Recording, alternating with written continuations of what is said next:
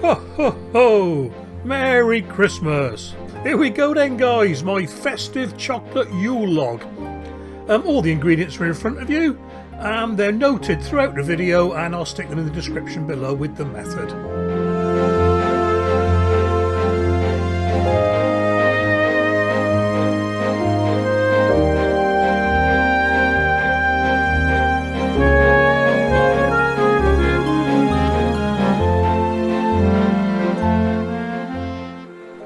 So first up we make the ganache. We do it first because it needs to cool down. Heat the double cream and the butter. We need the butter to melt and we need the cream to be hot enough to melt the chocolate.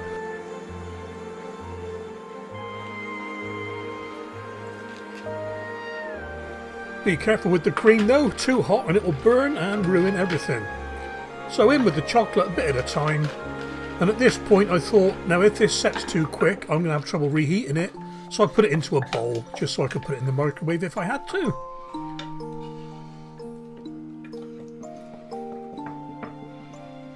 Give it all a good mix in and you'll end up with, well, liquid chocolate really. And set it to one side.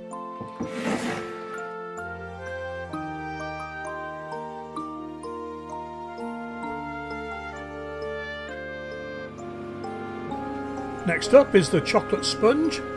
So we're going to whisk together the 4 large eggs, room temperature, you don't want cold eggs, and the caster sugar, until it's sort of, well, sticky. It's hard to describe really. Some people call it ribbony.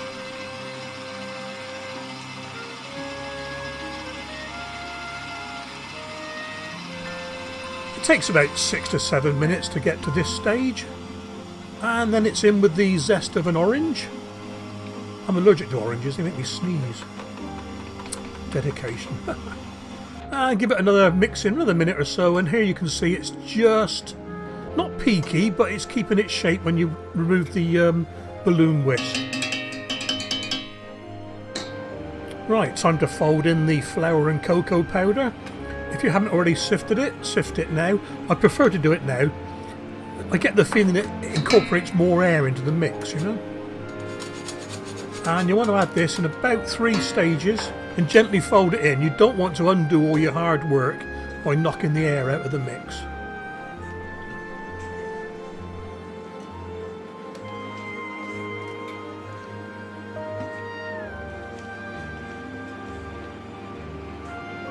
And while we're watching the rest of the folding, just like to mention I've got the oven on in the background, 160 fan.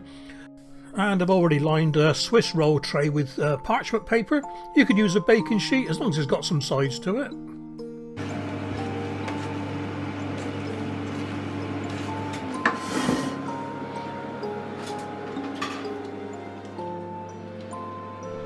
Okay, pour your mix into the lined tray.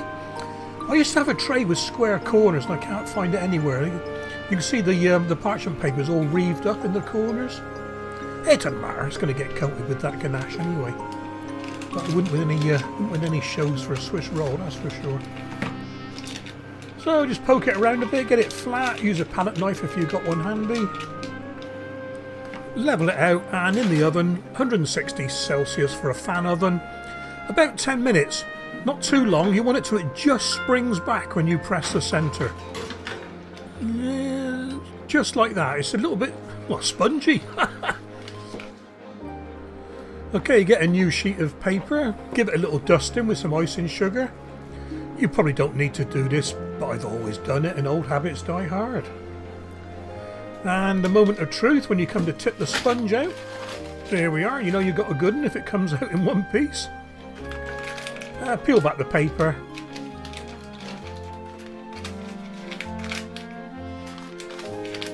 Or should I say carefully peel back the paper.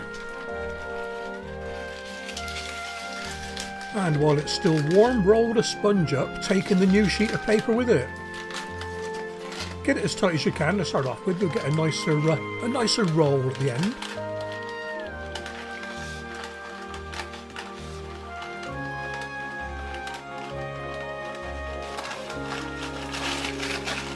Set it to one side to cool down, totally cool down. You don't really want to play with this while it's still warm.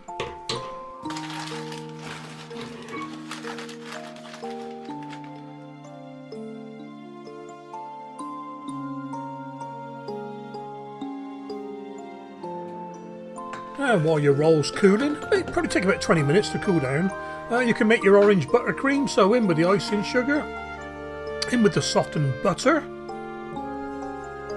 unsalted butter, tablespoon of milk,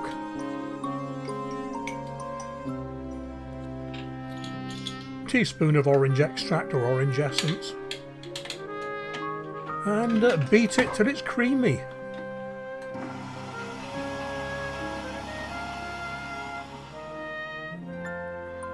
And then add orange food colouring to your choice of colour, really. Messy stuff, don't get it on you.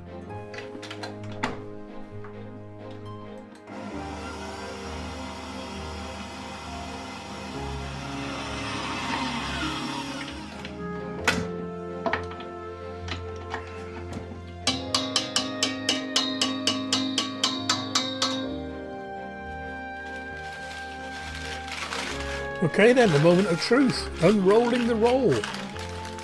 I think I need to change my brand of baking paper because the roll should not have stuck like this to new paper.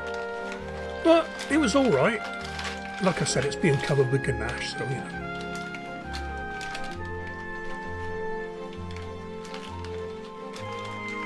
And slap on the orange buttercream. Get it all on there and spread it out with a palette knife so it's nice and even. And then re-roll.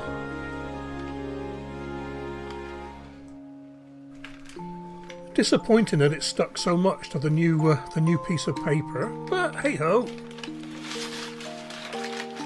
And it came out all right in the end. And I've tipped it onto a cake tray lined with more paper because the next part will get messy and I don't want to ruin the cake tray.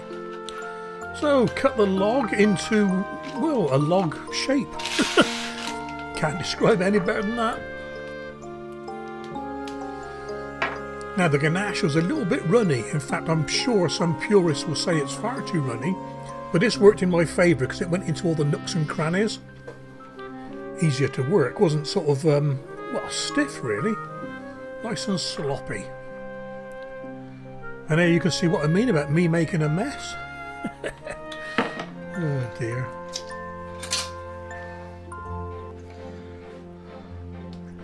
And use a fork to give it a log look. Crinkly old bark. And once it had set properly, I trimmed the edges and put it onto the cake board properly. Decorated with some icing sugar and some sugar pearls, I think they're called. I got bits of chocolate orange around the outside. I lost those in the end because the milk chocolate didn't go with the dark chocolate of the log.